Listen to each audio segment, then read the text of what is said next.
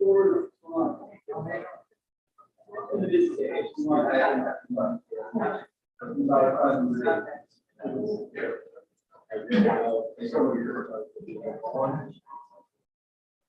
do. Looks like that. Yeah, yeah. There was some background goofy like thing in the background. There was some background. Pretend like you're getting you were like, thanks for playing along, everyone.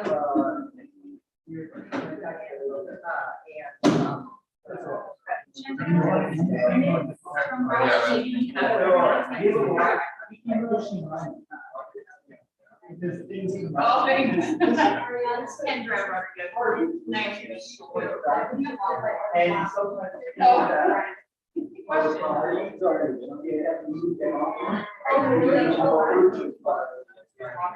So, Thank you.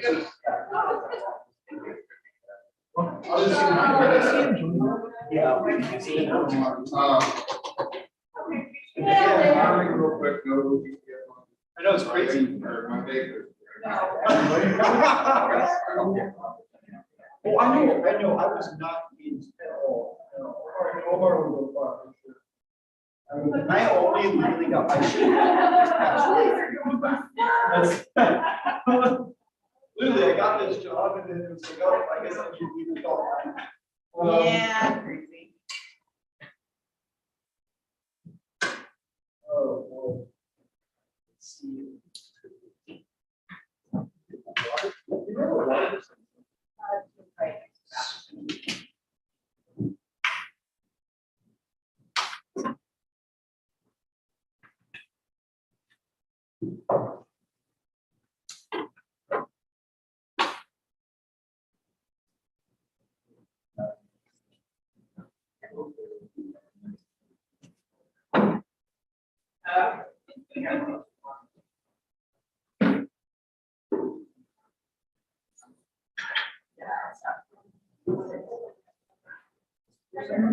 Yeah, you know. Okay, volleyball. Oh, there she is. Oh. Wait, where's the? No. Really please meeting. I was worried. Last month.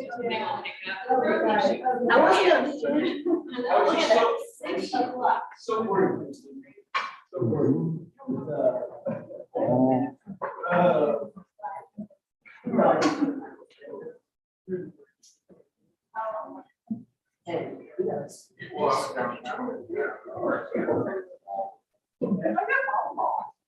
Yeah, that is really all. Oh, there's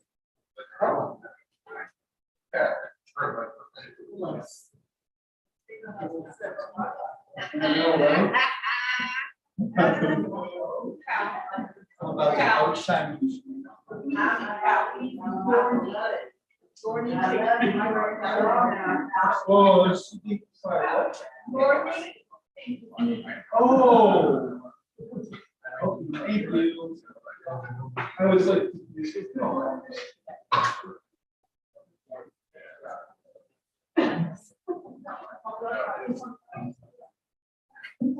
share.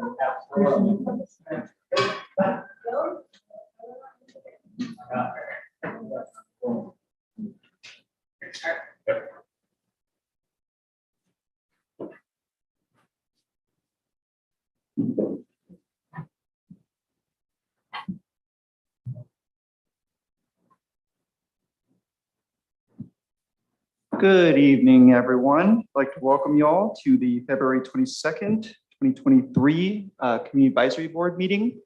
I'd just like to say, I thought I'd have something, pithy or profound to say, being chair now of the Community Advisory Board, but it's been a really long day. So it's great to be in this position. Been here for a lot of years, super excited, can't wait. And then I'd also like to just take a really brief moment to just welcome all our new CAB members. Excited to have you, excited to see what we can do together, and looking forward to meeting with you one-on-one at some point over the next month or two. So stay tuned, I'll try to connect with you all. And without further ado, can we do the call to order and roll call, please? Okay, let's start off with a roll call. Chair Weeks. Here. Member Barnett, Here. Member Hong.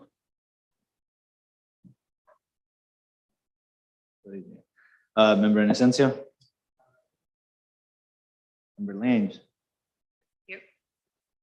Member Diaz de Leon. Here. Member Rom. Member Rodriguez. Present. Member Sierra. Member Holter. Member Chen. Yes. Okay.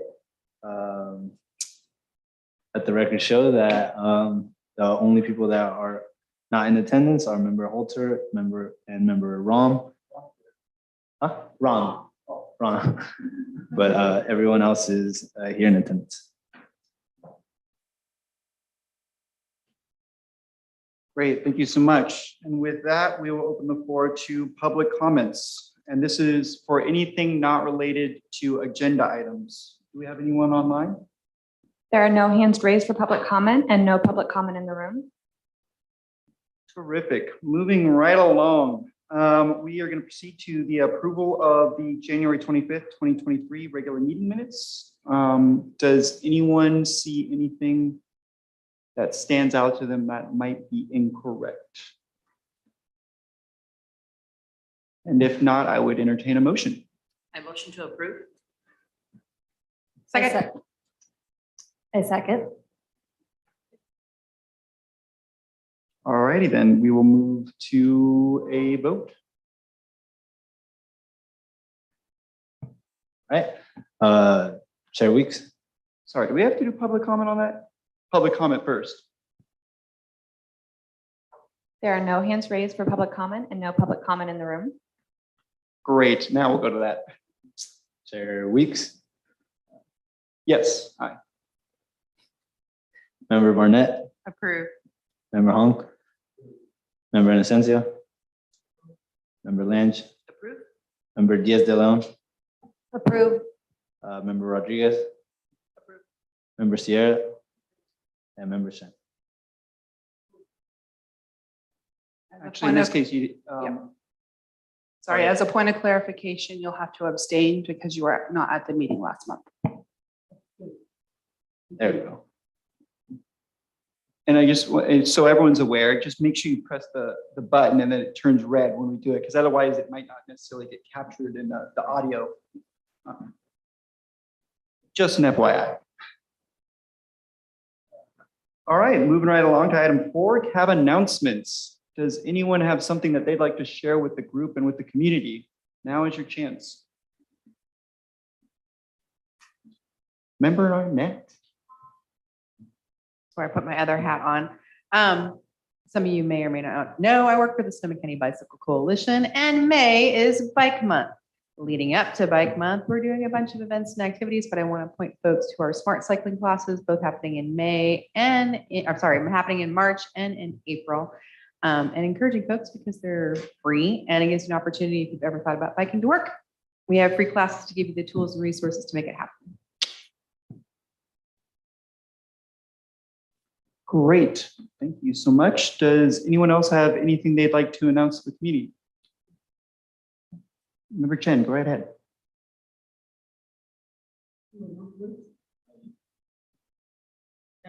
Not good? Okay, the first one is the Asian American and the Pacific Islander Coalition is currently doing a survey for educational topics to help people in our community to better integrate themselves into the society and to understand better about the municipal government operations. So if you have members in your community who are, Asian American or Pacific Islanders, I can send the survey to them so that they can provide input. Currently, we have a few topics in plan, including motor education, understanding the school systems and how it relates to our children, and also about to understand the state and the federal gun control laws. Last but not least is the how to help them choose health insurance. So those are the topics currently we are planning. Another thing to announce is there is a family fun night at the multipurpose room of Austin Creek Elementary School on February 24th, starting at 5:45 p.m. We will have a bingo party and enjoy a pasta dinner delivered by catered by Mary's Pizza Shack. That's it. Wonderful. Thank you so much, Member Chen. Really appreciate that. Does anyone else have something they'd like to announce? Member Lang. I have a couple announcements. This Sunday at 4:00, our NACP youth are putting together a fashion show. And it is a celebration of Black fashion, music, and culture, and the ways in which it's shifted how we've dressed through the decades. A number of our elders have provided clothing from as far back as the 20s and 30s, all the way through current day. And they also will be participating in the fashion show. New Voices will be doing a number, which is a ballet academy locally, Black owned. They will be doing a number in the middle of the show. And we will also be spotlighting a number of local Black businesses in the area. And then our two upcoming meetings for March will be about, we'll have a presentation from the health advocates for, was it universal healthcare of some sort, and a project through MBOP. And the other is in April will be RCP, which is the regional climate JPA situation, that will come in and present about some of their environmental climate efforts. And then the fourth one is, as we're wrapping up the tail end of our environmental justice survey that we've participated with our state branch, which closes this week, and we'll have more data to share with this body as well. We are also partnering with PG&E, who is reckoning with their systemic structure and the challenges that they've inflicted on communities, especially those who've endured disaster. So through Danny, I'll share the survey for you all to send to your community members to participate. And it's by region, they are trying to grapple with the negative impacts and understand the climate resiliency that communities have had to put together, especially following disaster, which we know greatly impacted the city of Santa Rosa. So I hope that folks will be able to share that with their community groups and networks as you see fit. Awesome. That first event sounds great. I'm going to follow up with you after about that. Does anyone else have something they'd like to share? All right, seeing none, I'm just going to quickly recount, I guess. So this past month, I participated in the parks cleanup, and it was a place to play. Mayor Rogers was there and joined us. There was a lot of weed pulling, so much weed pulling, but we had a lot of fun. And I was joined by Chair of Community Services, Logan Pitts as well. And so we had a really great time, and it was a great community event. Then the next one I think that's coming up is going to, I think, be the Arbor Day tree planting party, but I'm not entirely 100% certain about that. That's going to be on March 11th. I encourage everyone to come out and join us. It's at the Northwest Community Park. They're a lot of fun. Usually there's slushies or hot cocoa. I enjoy it. And then we also have the St. Patty's Day 5K coming up as well on March 12th at 12 p.m. I plan on being there. I encourage you all to join me as well. It's usually a lot of fun. Ariana can race again. We can race each other. And actually the one thing I skipped over that's definitely more important, that is the Hopper Avenue Improvements Project community meeting. It's the second one. It'll be on March 1st, 5:30 to 7. So I encourage everyone to participate and to let your folks know in your community that this is happening so we can get a good showing. With that, if anyone wants to say anything else, or grab all of your piece, all right. I am not seeing anything, so with that, we will close out item number 4. And I would now open up to public comment. Public comment for item number 4, cab announcements. There are no hands raised for the virtual and no public comment in the room. Thank you. Great, thank you. With that, we'll proceed to item 5, staff updates, and please feel free. All right, we just have 2 updates for you this evening. One is please, if you have not done so already, send Danny your photograph that you would like used on the CAB website, as well as your most updated bio that you can include with that. We do have a couple photos of members, so if Danny has your photo, he'll be reaching out to you to get your permission to post it, so you don't have to send one in. We also have the option of you coming in to have your photograph taken if you would like that done. So just let Danny know if that's something you would like to do. Second announcement is I sent out this email last week, but as of March 1st, 2023, all of our city's boards and commissions are moving to in-person meetings. The governor will be lifting the emergency declaration, which allowed us to get around some of the Brown Act requirements. And so with that, we will no longer be, members will no longer be able to Zoom in unless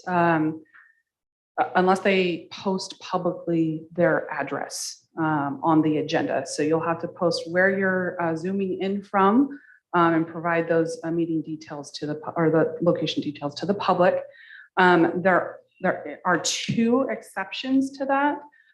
First one being just cause. So there's a couple reasons that fall under just cause, including childcare or caregiving of a child, parent, grandparent, etc. A contagious illness that prevents you from coming in that you don't want to spread to the rest of the board. Need related to a physical or mental disability or travel while on business of the city or another state or local agency. You are only able to use that and the emergency circumstances twice in 1 year. So it can't be an ongoing thing. And it has to be approved by, I believe, by staff and the chair. So, so just cause and emergency circumstances. So please take a look at that, familiarize yourself, and be prepared to come in person moving forward. And those are my updates. Assistant City Manager. Good evening, everybody. Dario Dunstan, Assistant City Manager for the City of Santa Rosa. First and foremost, I want to congratulate Chair Weeks on his appointment. And I also want to congratulate all the new members. I'm looking forward to meeting all of you all and being able to, talk about some of the needs and how we can improve. But really excited about the opportunity before us. As you all are aware, Magali Tejas got a great opportunity with the Boys and Girls Club. And so we are in a bit of a transition at the time. And so Danny will continue to attend these meetings to provide tech support and be a recording secretary. And my colleague, Lon Peterson, who is the Director of Communications and Intergovernmental Relations, he's with us online, but he will also be joining future meetings in person as well. And so I just want to, make certain that you all understand we are committed to the Community Action Board. We're committed to being partners with you. And Chair Weeks. I had the opportunity to speak with you, I believe, last week, but 2 weeks ago. Really looking forward to continuing those conversations and understanding how we can best support this advisory board. So thank you. Great, thank you so much, and thank you for being here. Appreciate it. All right. I believe that's it for staff, so we can open up to public comment. There are no hands raised for virtual public comment and no public comment in the room. All right, moving right along. Item 6, scheduled items. So we, I believe, are getting a presentation from staff on a CAB orientation. So take it away. I'm glad you are. Madeline, can you pull that up, please? Perfect, thank you. Hi, everyone, Danielle Garduno. I am the interim violence prevention program manager here at the City of Santa Rosa. I'm going to be providing you with an overview, an orientation to the CAB. So welcome, next slide, please. Welcome new CAB members, and for all of my longstanding CAB members, welcome back. Great to have you here. Next slide, please. All right, to start off with, the CAB's mission is to connect city government and residents so the public can have a voice in decisions that impact their lives and build a stronger community. Next slide. There's some papers in front of you and that were linked in the agenda that provide an overview of the CAB, where it started, along with the associated resolutions. So Council established the CAB under the city charter in 2002. It's part of section 10 of the city charter. And it was created to have a community group that represents the views and ideas from the broader community on issues of interest to the city council. And the CAB worked with city staff to update, to provide kind of a fuller, in detail map of what the CAB would be doing, and to really flesh out their roles and responsibilities in 2003. And then there's a resolution in front of you, which I believe is 28-174, that fully dives into the details of the CAB, and I forgot to grab it. You have it. Can you grab it for me, please? Thank you. I'm going to just take a moment to go over those roles and responsibilities with each of you so that you understand what the charter outlines and what the CAB is responsible for. Thank you, Danny. One being, which you know is on our agenda as a regular standing agenda item, is issues of concern to city residents, including issues of public safety. And so those are really those items that you're bringing back from what you're hearing out in the community to share with city staff, as well as your appointing council members. And then bringing it to city staff, we're able to move it along to the appropriate department so that the issue is being addressed. Second area is budget priorities for the capital improvement project. And so the CAB is responsible for, again, going out to the community and collecting input and feedback from the community on what their infrastructure priorities are for the upcoming fiscal year for the city. And then what staff does is we take that information and then we provide it to the CIP, or capital improvement project team, so that they can use that input as they build out their budget for the upcoming fiscal year.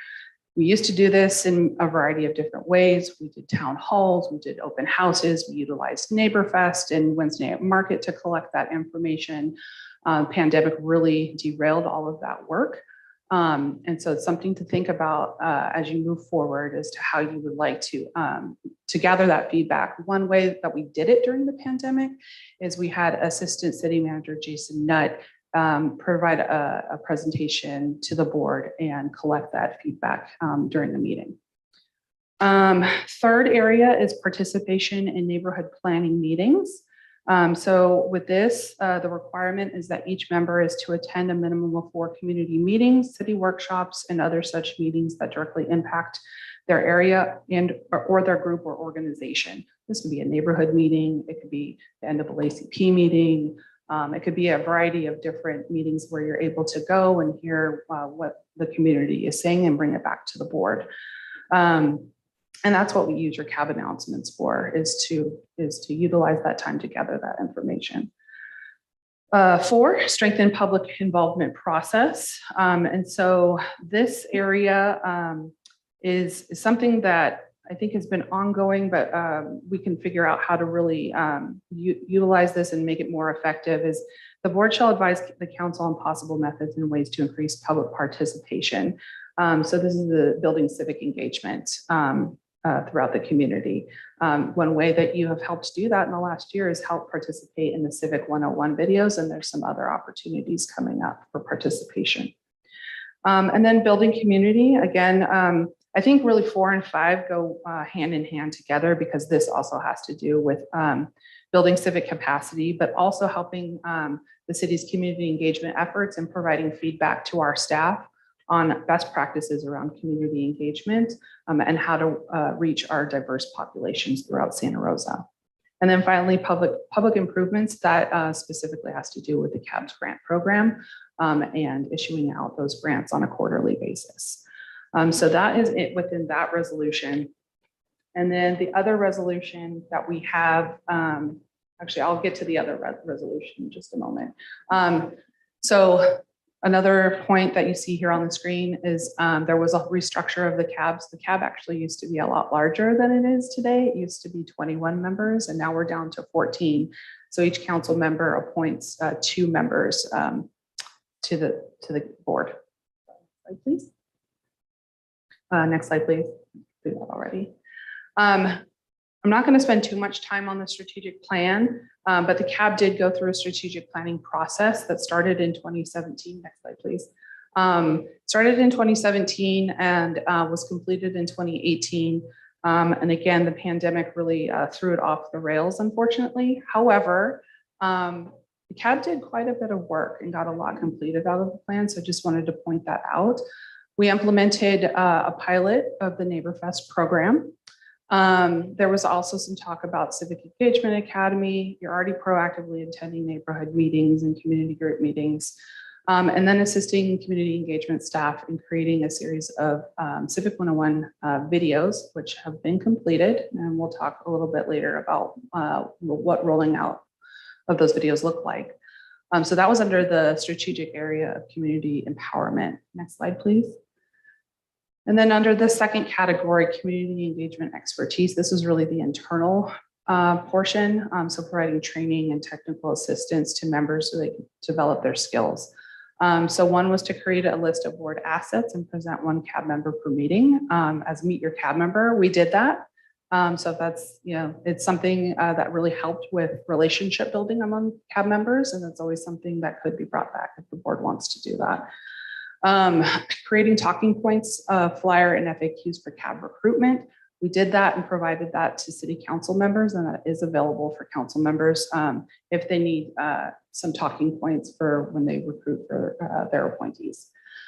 We also completed a CAB orientation packet and there was a mentoring program, and that has kind of fallen off since the pandemic happened. It was really difficult to get, and also the fact that we've had a lot of turnover, right? So most of you are new.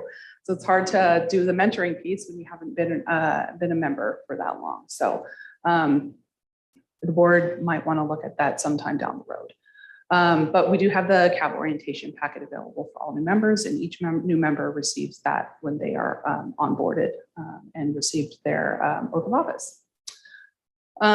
Create a report to present to council outlining successes and challenges of implementing the strategic plan.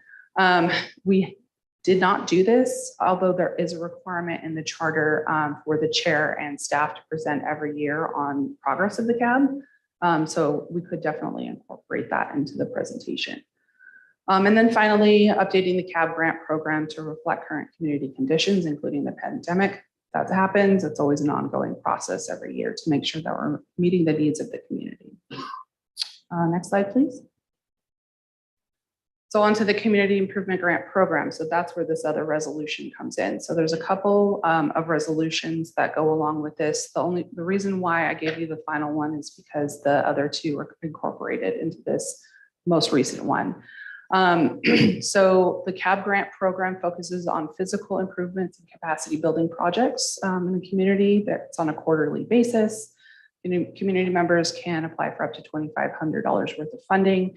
And then the CAB receives all eligible applications. So prior to 2015, actually, the CAB would make recommendations to council, and then the council would be the final decision-making bodies on the grant applications. However, in 2015, under resolution 28686, the council gave that power to the CAB. So the CAB now has the decision-making ability to approve all grant applications moving forward.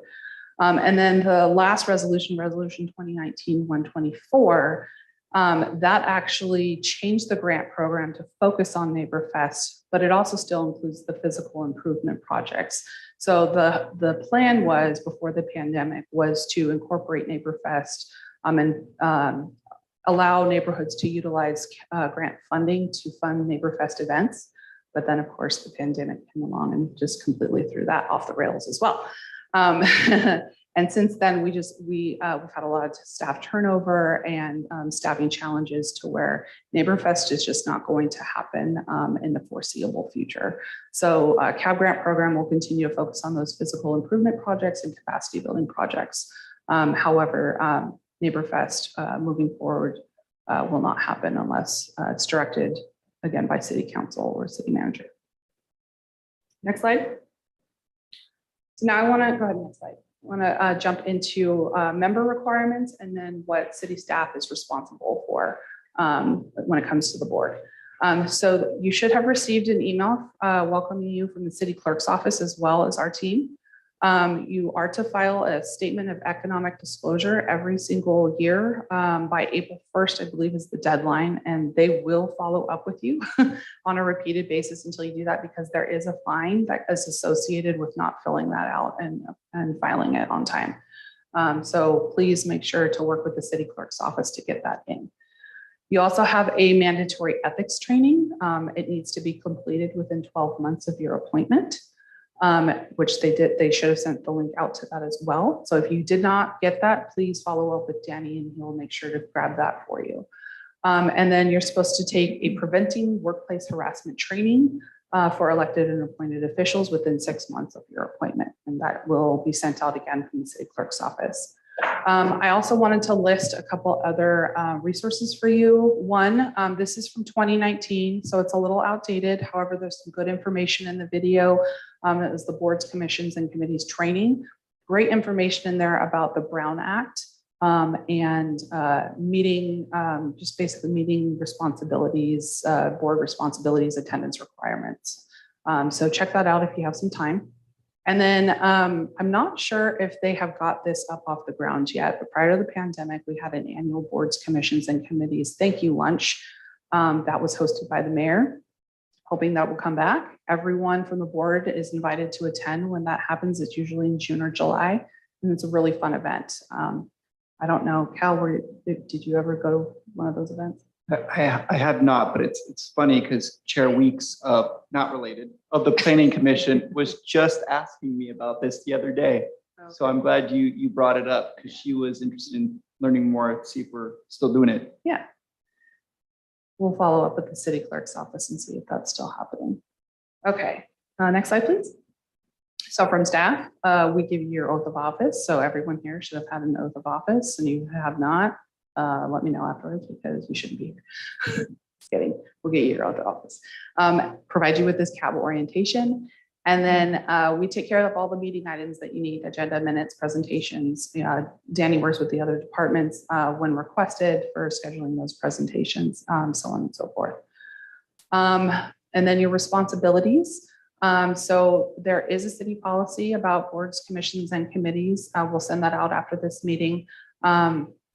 That does require you to attend 75% of all of the meetings. So we meet fourth Wednesday of every month. So you are required to attend 75% out of the 12 that we hold. And then participate in implementing the charter requirements. So however that looks in your planning moving forward. Next slide, please. Next slide, please. Other board information. So again, congratulations, Chair Weeks. Chair Weeks is your chair. So he'll be reaching out to you, as he had mentioned before, to get to know each and every one of you and to talk about your priorities and what you would like to see the board work on moving forward. The mayor appoints the chair, and that is a 4-year term.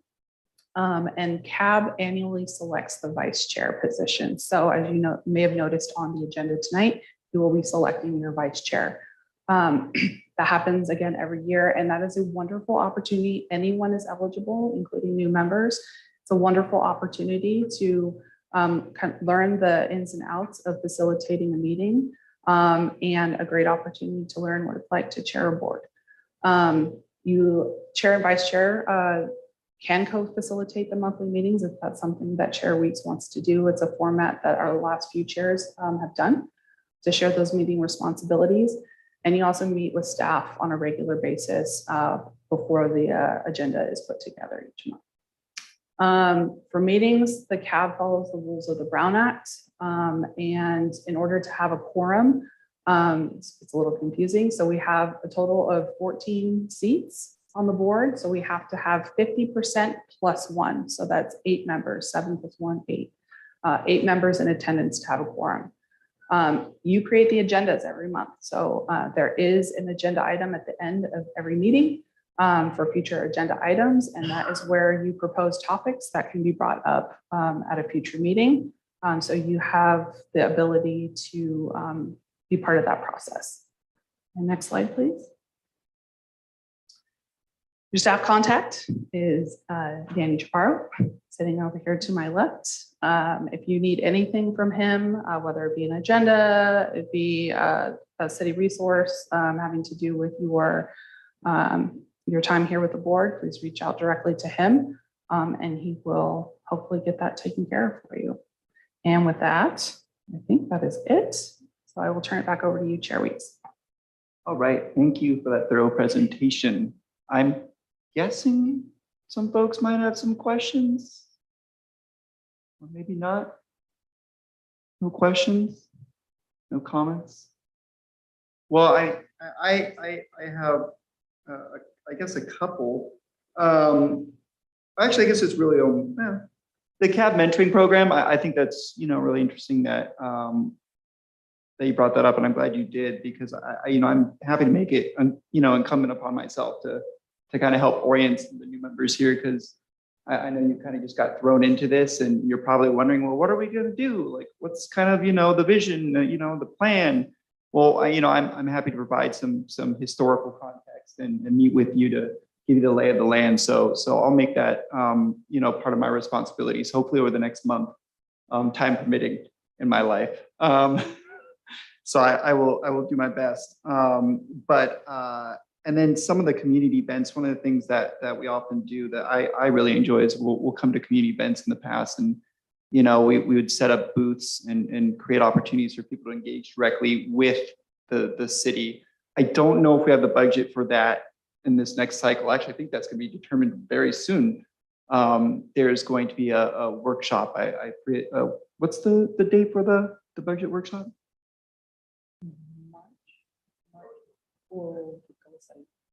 Oh, goal setting. I think, is it goal setting or? Goal settings in Yeah. March 9th and 10th. Okay. Yeah, budget we don't do that till May. Okay, so the budgeting will be May 9th and May 10th. So that'll be the opportunity to hopefully advocate for more funding. That we could start tabling again, which I really enjoyed, and I thought I think it was incredibly, helpful to kind of bring people forward and answer all their questions. With that, does anyone have any questions now? Any comments? Last chance, or forever hold your peace.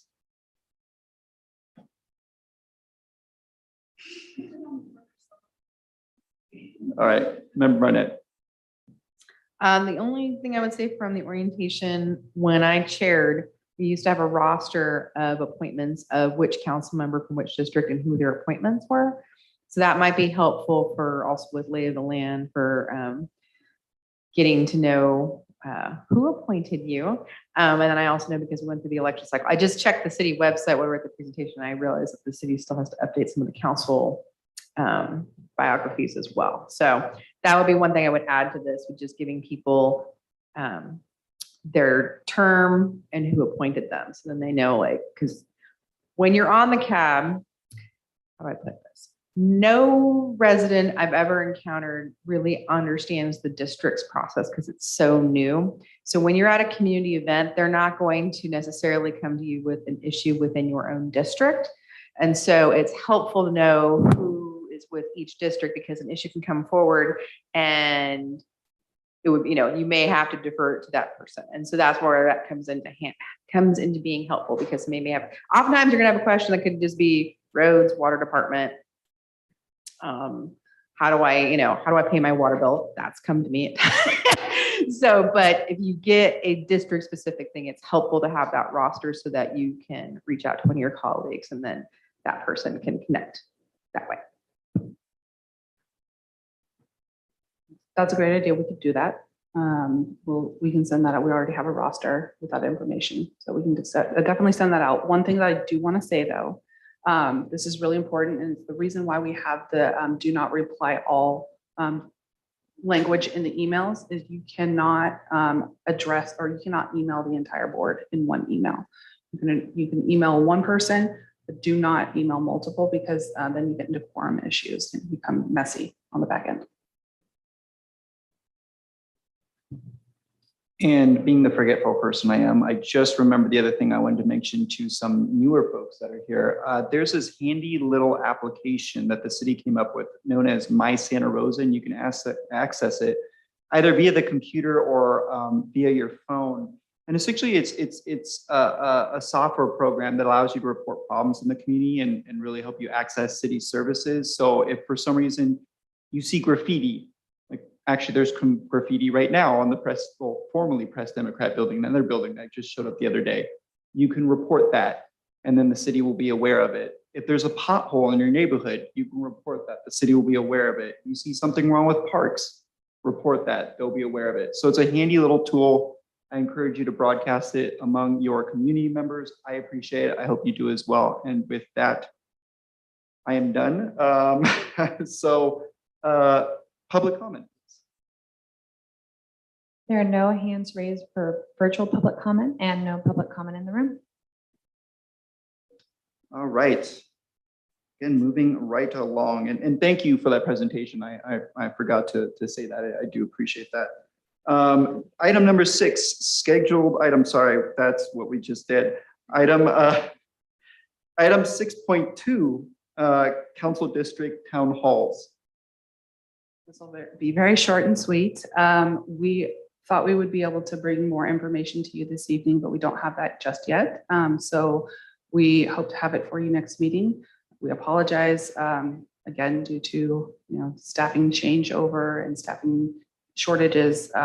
We're just delayed, so we will get to it, and we will provide you with all of the information that you need to be participants in that process. High level, quick overview. We've just done town halls in the past where it's an opportunity where all the community services there, people can come, they can ask questions, interact directly with staff members. They've been really great, and we've usually had a pretty good showing, and we do them around the community in different places to create opportunities for everyone. I really enjoyed them as well. And yeah, very much looking forward to bringing them back. Does anyone have questions or comments about that? I know she obviously didn't provide much. Member Lange? Yeah, I think the only thing for me would be how we could publicize them a little bit better and how like each of us could be good stewards of sharing the message around it. Cause I think lived in the community now 11 years, like I see the same old people attending them. And it would be great to ensure that, newer folks to the community have an opportunity to share their perspectives or even just get to know what's available here. I'm extending an arm of saying, use me to help spread the word too. Couldn't agree more. And thank you for volunteering. I appreciate it. I'm sure we'll be working a lot on that. Does anyone else have questions or comments? All right, seeing none, public comment. There are no hands raised for virtual public comment and no public comment in the room. All right, terrific. Thank you. Item 6.3, CAB vice chair selection. So who's the unlucky person that gets to work with me? All right, so the way that this process goes, first we're going to do a round just temperature check. Who would like to be considered for vice chair role? Because not everybody wants to do it. So if you would like to be considered for that, please raise your hand.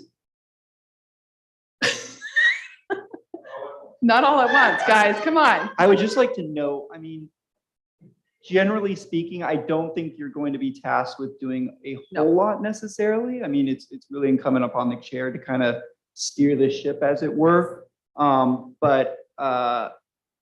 Yeah, it is a great opportunity to essentially, as you noted earlier, to set yourself up for future leadership opportunities. So, and even if you're new, it's never too late to learn. So again, it's not a huge time commitment. It's filling in. So it's helping to co-facilitate the meetings. So gain those really great facilitation skills.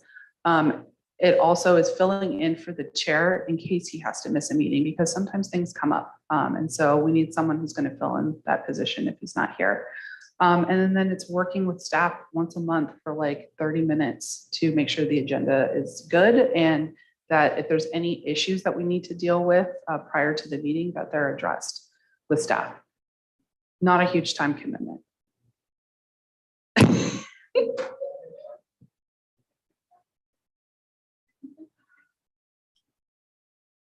Come on, don't be shy now. Look at it. Ah, all right, Member Barnett.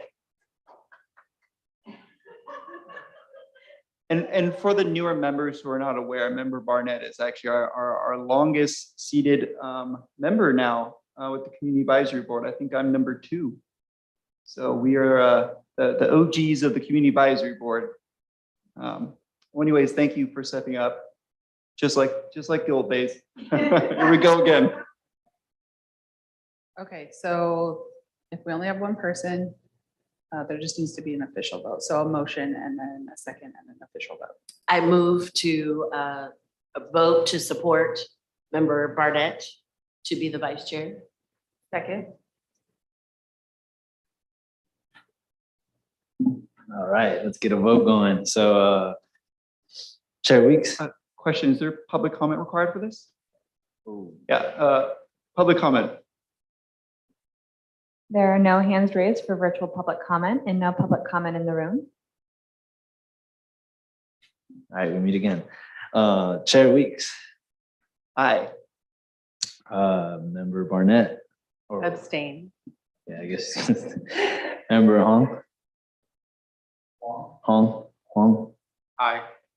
Member Inocencio. Aye. Member Lange. Aye. Member Diaz de Leon. Aye. Member Rodriguez. Aye. Member Sierra. Aye. Member Shen. Aye. All right, let the record show that all members in attendance have voted for Member Barnett to be vice chair.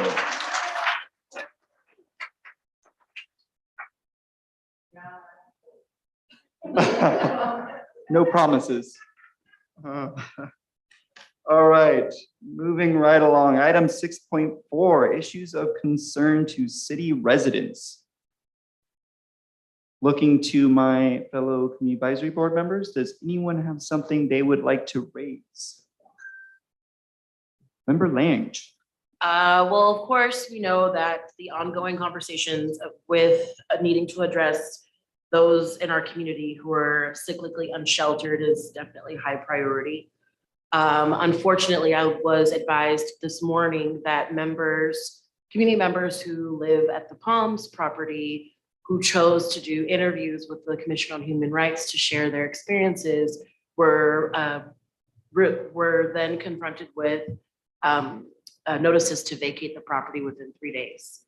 And while we all know it's illegal for tenants to be retaliated against for engaging in government process, this is something that those of us who are trying to work in partnership with our elected officials to remedy and to address find very troubling when these types of things come about. I've also been advised that the trailer property that is just behind the fairgrounds has also been a place where Black identified males have been targeted and noted as aggressors for asking clarifying questions on the in and out policies because of family needs that they've had, and have also had their trailers searched without cause and permission, and also a notice to vacate without being able to collect their belongings and with nothing to sleep in. And we know these last 2 nights have been freezing. I share this and say this because I know it's something that for a lot of people brings up a lot of different emotions, but as someone who's coming up on the 1-year anniversary of the passing of a loved one who lived on the streets of Phoenix, it's definitely something that's really sensitive for me. And I find it really, really troubling that in our community that folks who live an unconventional life are being criminalized for trying to get on track to do the right thing, and that decision makers prioritize their politics before they are able to really prioritize people. it's even more heartbreaking when we have freezing temperatures and every week a coalition of us have to write to the supervisors and to city officials to open up warming shelters instead of everyone, like we all, look at the temperature and we know I need to wear a coat because it's going to be freezing tonight. The inhumane treatment is becoming exhausting, and folks should not be mistreated because they are speaking out and sharing the troubles of their experiences. And with the overrepresentation of Black and Indigenous community members in this particular population, I'm deeply concerned at how many are being riddled with stereotypes and prevented from pathways to obtain access to programs and services because of the discomfort and the fragility that they get confronted with from city and county staff members. And on the heels of now it's announced that Joe Rototo Trail will be cleared yet again.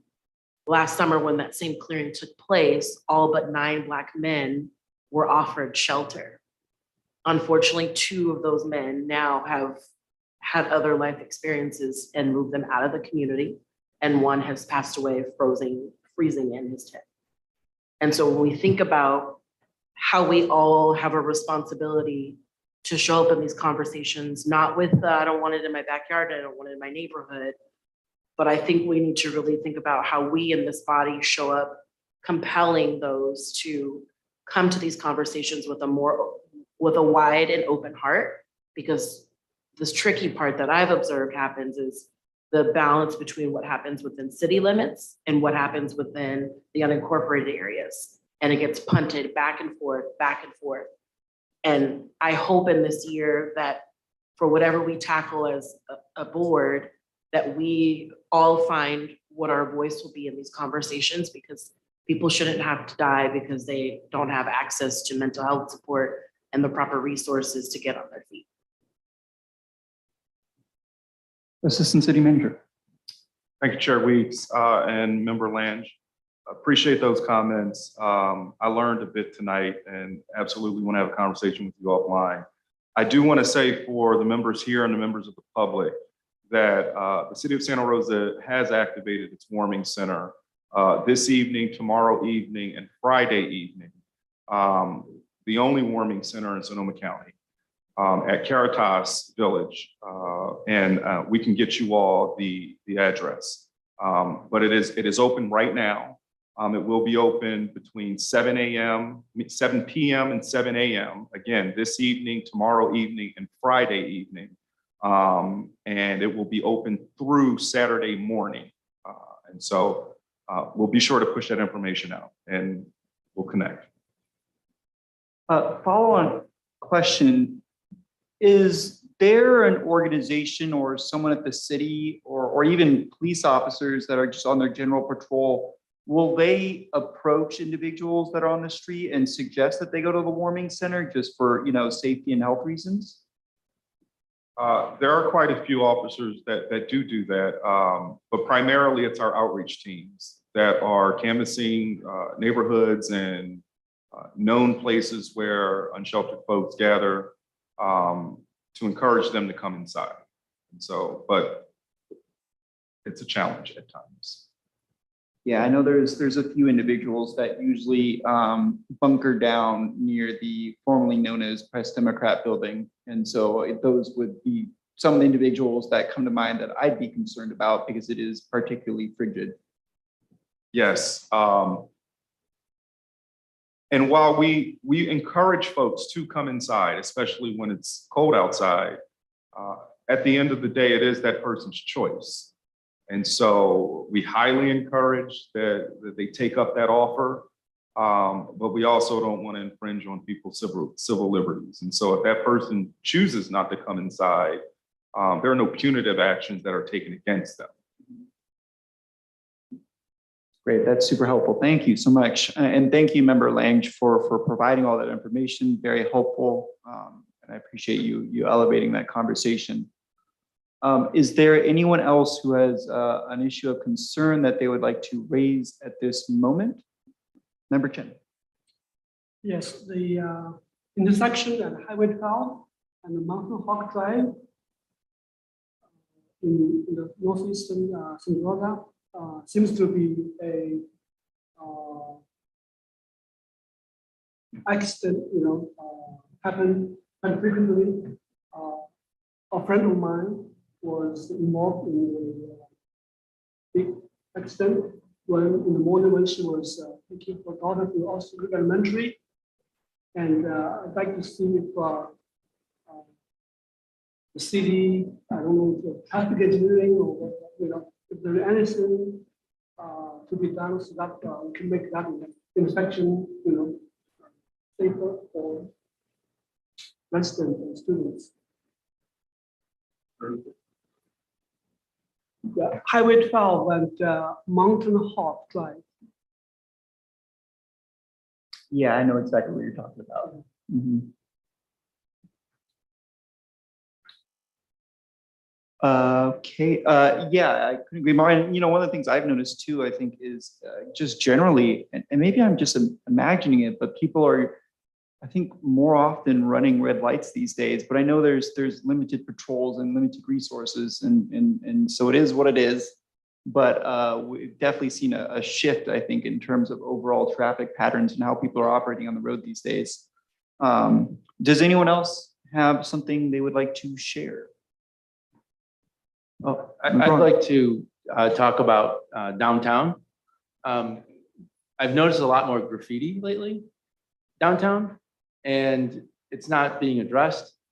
I do manage some properties that we get the graffiti, and we clean it up. The next day it reappears, and I'm at my wit's end in how to solve this. Because I mean, what's the point of cleaning it up if someone's gonna do it again? Maybe that's a good question to Assistant City Manager. Yeah, thank you, member. Through the chair, this is an issue that we understand continues to increase. And there are two sides. There's graffiti on public parcels and public buildings. And then in your case, there's graffiti on private parcels. And we're working with our code enforcement team, as well as SRPD, to figure out solutions on the private side. We do have resources for public right-of-ways and public buildings, but state, county, local laws come into play when we start talking about private buildings. But we acknowledge that it is a growing issue.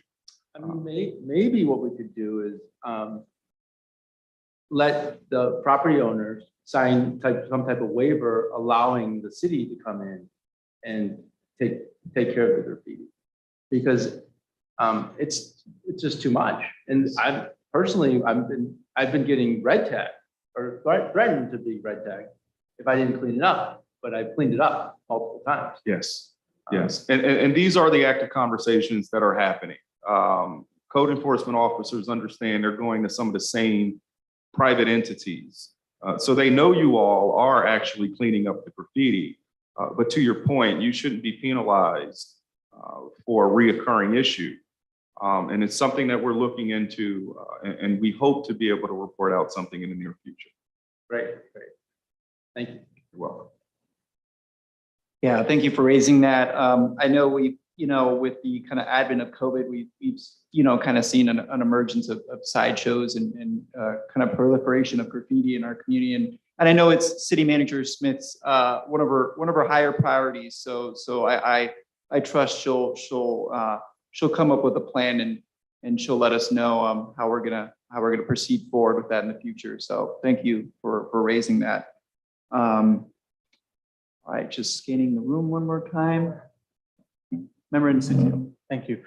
So I brought it up, I think, at the last meeting as well, but just the use of Civic Ready and kind of just the text messages that they send out are malformed, or they're missing information, or they're late. I guess just noticing a big difference between Nixle and Civic Ready. And it's an issue that's been brought up many times. I've seen people talk about it. And I'm wondering if there's anything being planned to improve Civic Ready, the use of Civic Ready, or if we know why we switched from Nixle to Civic Ready. Because I'm concerned, I mean, things have been calm, but if we have another set of fires, I don't think we can have alert system that sends out half a text message and then corrects it an hour later. So that's my main concern. Yeah, we'll have staff look into those issues. Absolutely. Technology, it's always one step forward, two steps back. Yeah, I'm sure they'll look into that. And thank you for raising that again. It is indeed incredibly important. Should we have a fire, Lord knows we need people to be alerted. All right, I'm scanning the room and I don't see anyone else. Oh, Assistant Manager. Yes, I just wanted to provide for the record the address of the warming center. And so it's going to be at 301 6th Street, Suite 108. And that's Caritas Center that is administered by Catholic Charities, who's the city's primary homeless service provider. And the entrance is going to be on Morgan and 6th Street. And again, the hours of operation this evening from 7 p.m. to 7 a.m., tomorrow evening from 7 p.m. to 7 a.m., and Friday evening from 7 p.m. and it will close at 9 a.m. on Saturday morning. And according to forecast by the National Weather Service, we do believe that the temperature will improve over the weekend. But should it not, we'll reassess. Member Diaz-Ilio. Thank you for sharing the address and once again sharing the times. Can you clarify if it then closes during the day? And if that's the case, is there a place for people to go during that time? I know it's colder at night, but just want to know if there's somewhere that people can go during the day. No, the drop-in center is open during normal business hours. Okay, so it's all the way through. Correct. Thank you. Member Barnett. Thank you for bringing this up, Member Incencio. I have another concern from residents, and that was also about the Civic Ready. And on January 26th, 3:20 a.m., they received a text message, and thank you, Facebook. They put out what the actual message was, and it was an incomplete text message saying someone was stabbed at Safeway. And no other information. So in addition to being woken up at 3:20 in the morning with an alert on their text on a stabbing, and it was just at Safeway. And the point that this particular resident made was, there's 5 Safeways in Santa Rosa. Which address are you referring this to? Which neighborhood? But this person lives over on College Avenue. And it occurred to me so this is also, we're talking about having them potentially bring the Civic Ready program as a presentation to this board. And that was my other question of what is the geo map that they're working off of? In other words, does Civic Ready send everything out citywide to anyone that is signed up? Or do they have geofence capabilities that would make a lot more sense in an instance where, because what I know was happening with Santa Rosa Police Department did not want people going in that area, right? They were trying to discourage people from going into the area, but with it being such a broad alert, if that went out citywide without an address, did that make sense? And that was one of my questions that I was hoping to bring to the board of, with Civic Ready's protocols, do they have geofence capability when an announcement goes out? And what are the protocols in place for an announcement going out? Because this is one of those instances where I turn my phone off at night, but not everybody does. And so this was one of those instances where they woke out of a dead sleep at 3:20 in the morning with an incomplete emergency action item, right? Going, what are you asking me to do with this? And so those were my questions for the Civic Ready program of that geofencing capability and protocols in place for when they do send an alert out. Yes, there are protocols in place, but I take your point. I do think it would be beneficial if we could have or schedule a presentation from staff to get some clear answers to some of you all's questions. And so we'll work on getting that calendar. In the meantime, if you visit the city's website, srcity.org, and if you put in the search box, Civic Ready, one word, right? It will take you to a Q&A page, if you will. And so it gets into why the city switched from Nixle to Civic Ready, and it answers a number of other questions. However, I do think it would be beneficial if we had a staff person come and just speak to some of these questions and concerns, which we're certainly happy to get scheduled. And then on your point about that half message, that was SRPD sending out the wrong message to the wrong list. Yes, and so certainly apologize for obviously the miscommunication and any inconveniences that caused. All right, great. Thank you for that. One final thing that I would offer, if you are at all interested in learning to see if there is a dormant community or neighborhood group in your particular area, your neck of the woods, I would definitely encourage you to reach out to staff.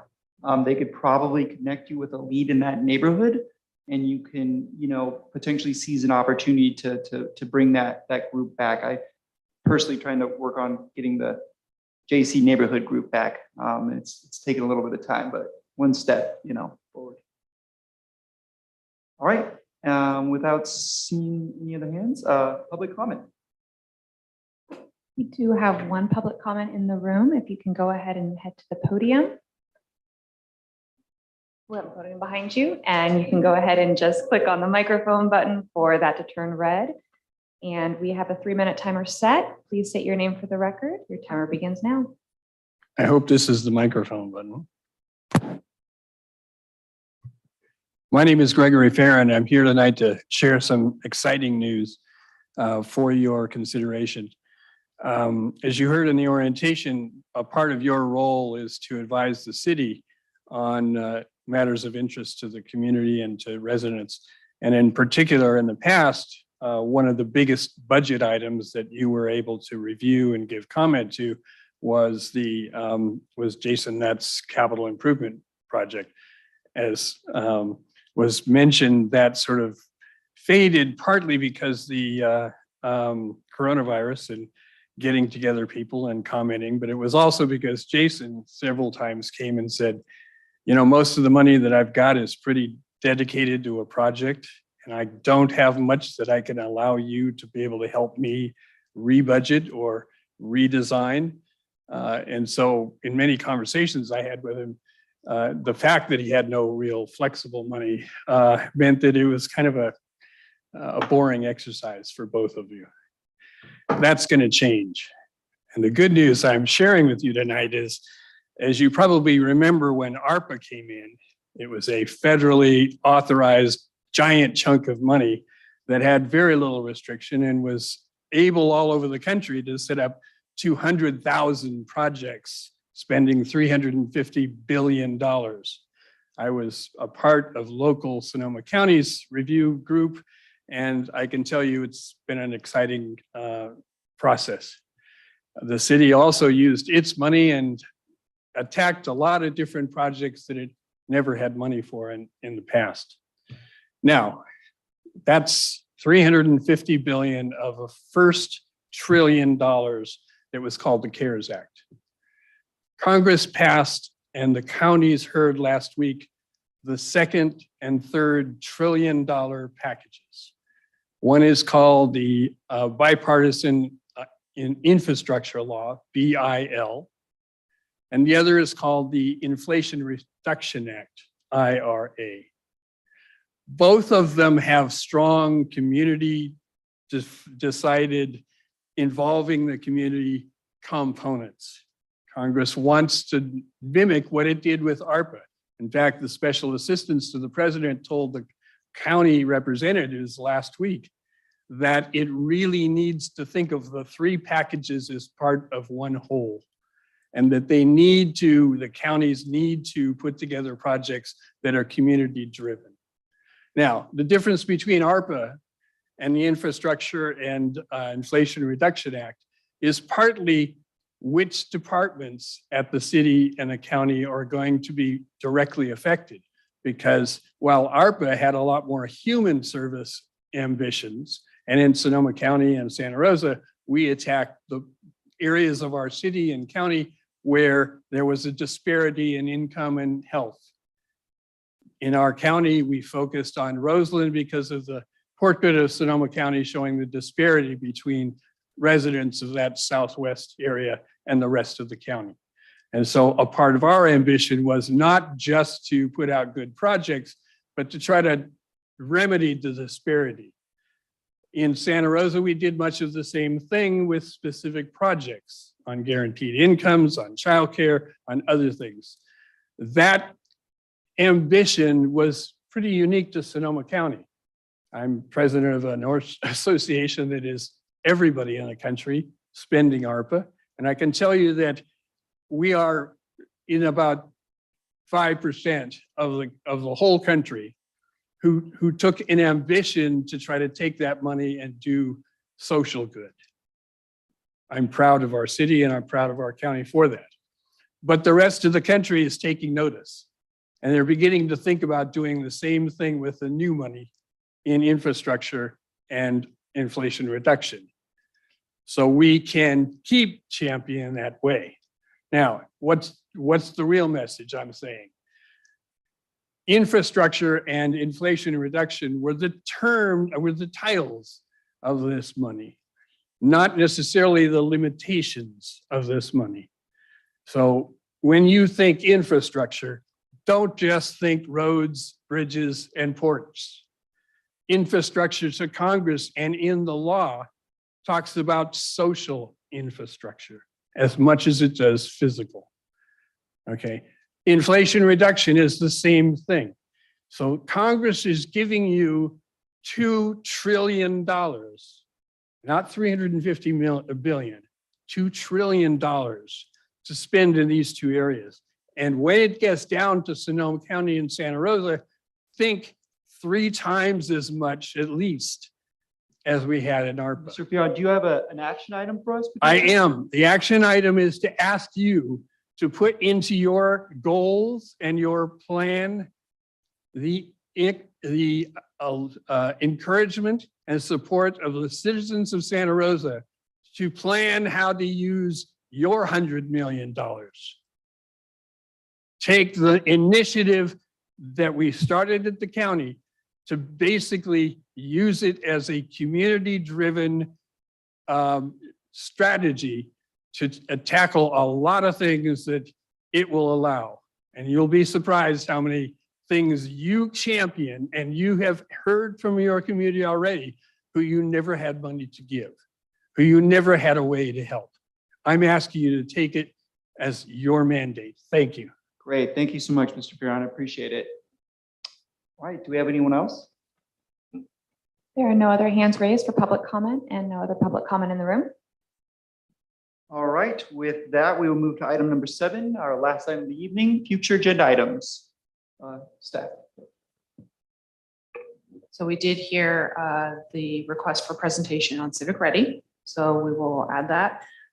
We are also in talks with our Director of Communication and Intergovernmental Relations about bringing a presentation on the My Santa Rosa app to the board, which was requested last year. So that is coming.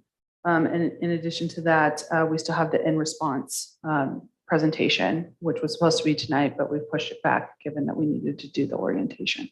And I am so sorry. I did not notice that on the agenda item when I kind of did my brief little presentation earlier on the My Santa Rosa app. I think a presentation would be terrific because it's a great little tool and definitely we should broadcast it as much as possible. So I look forward to that. And thank you. Are there any other items folks would like to raise? Member Barnett.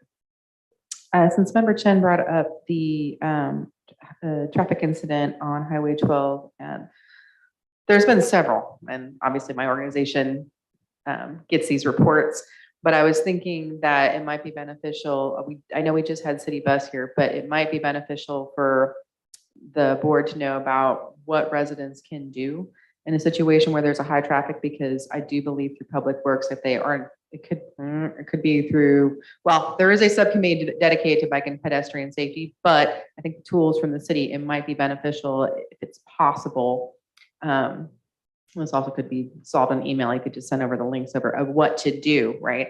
If you have a neighborhood organization that has a high traffic or has a high risk, high traffic intersection, what residents can do, which departments they can contact because one of the things is it's these reports are compiled, so there is data, but it could be a beneficial tool of what actions neighborhoods can do, because you can put traffic safety mitigation in place. You can do road calming measures, but it does take action from neighborhoods oftentimes to elevate a concern. So that might be a future agenda item to consider. Is it possible to combine that with the My Santa Rosa app presentation? I kind of feel like they go hand in hand. We can definitely talk to the director about that. Great, awesome. All right, thank you. Does anyone else have a future agenda item they would like to add? Scanning the room, not seeing any movement. All righty then. I believe we also have to do public comment on this, yes? Right. There are no hands raised for virtual comment and no public comment in the room.